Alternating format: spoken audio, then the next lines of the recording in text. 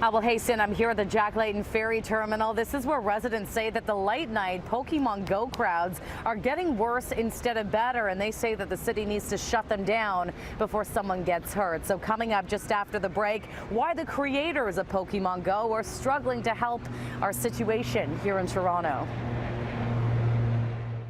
I wouldn't want to wait for something to happen and then take action. I think it's important to take action first and secure the safety of the residents and the players. Here.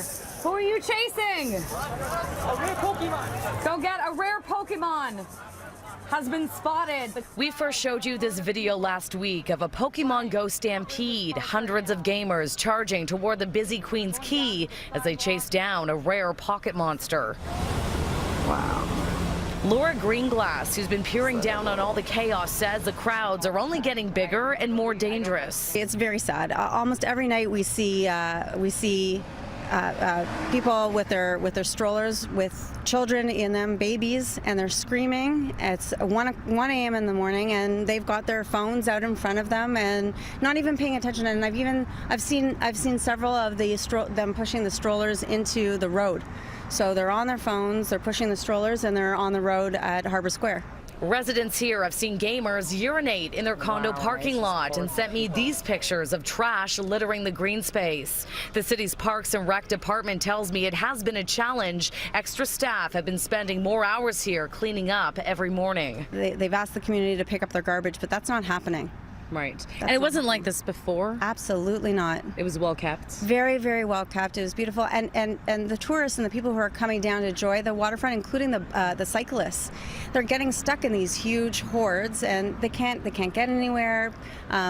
People are being knocked around. The problem is this area is a vital part of the game with at least 9 Pokestops. The city has been sending emails back and forth with the developer asking for some of these stops to be moved to other parts of the city. I'm being told by Parks and Rec that little progress is being made. It appears the developers are overwhelmed by the success of the game to manage one issue here in Toronto.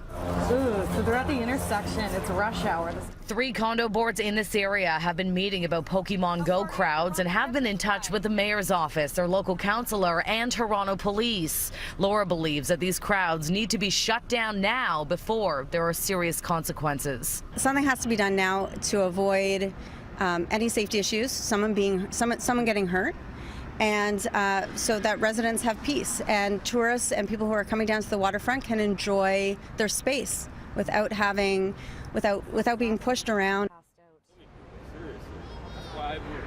Now, the Parks and Rec department did have a big meeting about this last week, and they were supposed to put up some fencing and signage over here to try and separate the ferry passengers from the gamers. You can see that hasn't happened yet, but I'm being told it is imminent. However, residents over here say once that fencing goes up, it's only going to encourage gamers, push them closer to the building here. Now, while, this Pokemon Go might be a burden to some, coming up later on in the show, we will introduce you to others who have found a way to cash in on this latest craze.